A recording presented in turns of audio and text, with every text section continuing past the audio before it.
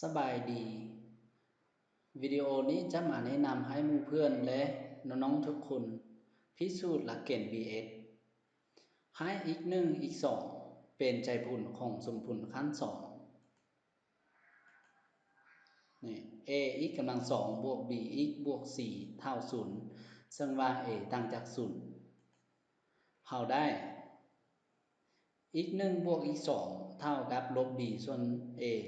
x 1คูณ x 2เท่า4ส่วน a นี่คือสิ่งที่เราจะต้องได้ไปพิสูจน์เนาะเราจะไปเบิ่งวิธีพิสูจน์นำกันเลยเนาะ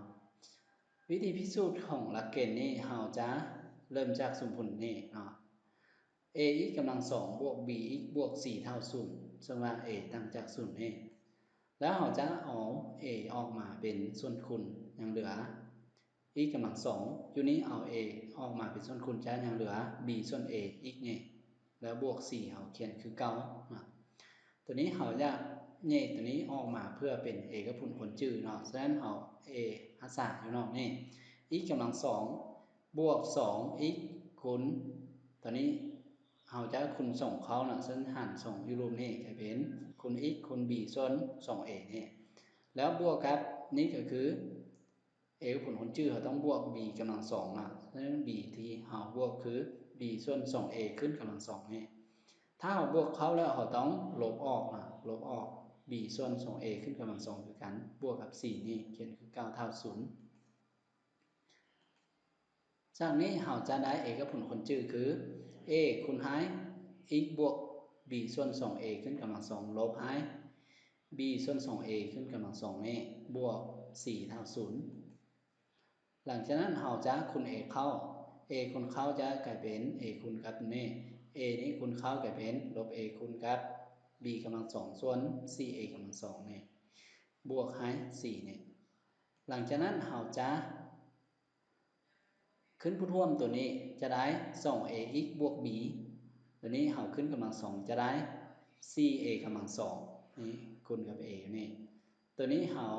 ฮอน a ตัวนึงไปยังเหลือลบ b กำลัง2ส่วน 4a อยู่นี้เราขึ้นผู้ร่วมเราจะได้ 4ac ส่วน 4a นี่จากนี้เราจะฮอน a ตัวนึงไปเนาะเขียนจะได้ 2ax บวก b ขึ้นกำลัง2ส่วน 4a นี่ก็ลบให้นี่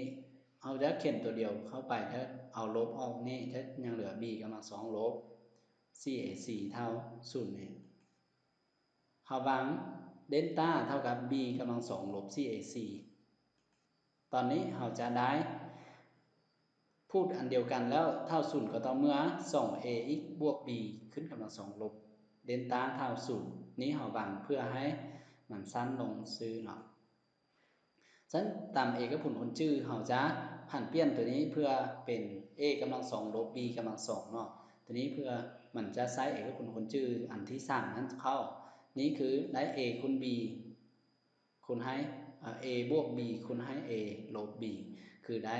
พวกนี้จะเป็น a เมื่อเนาะแล้วลบ b b คือห้ามส่งเดลต้านี่เราจะได้ตามตัวนี้2อันนี้คูณกันเท่า0ก็ต่อเมื่ออันใดอันหนึ่งนี้เท่า0เราจะได้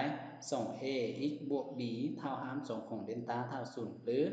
2ax บวก b ลบห้ามส่งของเดลต้าเท่า0จากอันนี้เราจะถอนเอา x เนาะฉะนั้นเราได้ 2x เท่า b บวกห้ามส่งเดลต้าได้ง่ายมาทางนี้กลายเป็นลบ b ลบ5ห้ามส่งของเดลต้าและตัวอยู่รูปนี้จะได้ 2a เท่าลบ b บวก5ห้ามส่งของเดลต้าจากนั้นเราจะสามารถถอนได้อีก1เท่าลบ b ลบ5คำสองเดลต้าส่วน 2a อีก2เท่าลบ b บวก5คำสองของเดลต้าส่วน a เนาะนี่คือ2ใจผลของสมผลขั้น2นั้นนี้เราสามารถ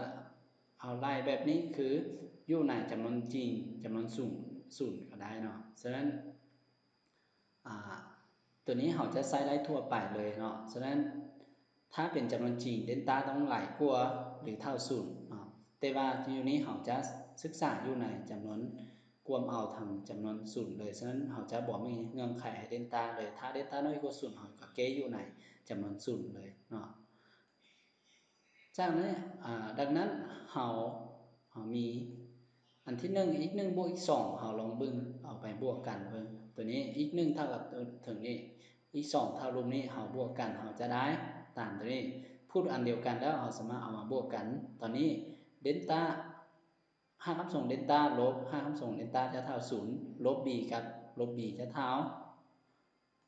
กับลบ 2b 2a เขียนคือเก่าซึ่งเฮาจะห้อง2ไปยังเหลือลบ b ส่วน a แสดงว่าเฮาพิสูจน์ได้ x 1บวก x 2เท่าลบ b ส่วน a แล้วต่อไปเฮาจะไปเบิ่งและ x 1คูณ x 2เท่าเฮาจะเห็นค่าเขานี่เฮาจะได้ตามตัวนี้หลังจากนั้นเฮาจะอยู่รูปนี้คูณกันจะได้ 4a กำลัง2อยู่ถึงนี้จะเป็นลบ b ลบ5คำ2เดลต้าคูณให้ลบ b บวก5คำ2เดลต้านี่คือ a กับผลคนจื้อฉะนั้นเฮาจะได้ลบ b ขึ้นกำลัง2ลบ5คำ2ของเดลต้าขึ้นกำลัง2นี้จะได้ b กำลัง2ลบเดลต้าแล้วเดลต้าเฮารู้แล้วมันเท่ากับ b กำลัง2ลบ 4ac เมื่อกี้เฮาวางนั้นฉะนั้นเฮาแทนเขาเฮาจะได้ b ลบ b จะเท่า0ลบนี้คุณเขาจะได้ 4ac ตอนนี้ส่วนให้ 4a กำลัง2ฉะนั้น 4a ฮอนไปยังเหลืออยู่ถึงยังเหลือ4อยู่รวมยังเหลือ a ฉะนั้นเฮาพิสูจน์ได้ x 1บวก x 2เท่าลบ b ส่วน a และ x 1คูณ x 2เท่า4ส่วน a นี่คือวิธีพิสูจน์ของหลักเกณฑ์ปีตักหลักเกณฑ์ vs เนาะ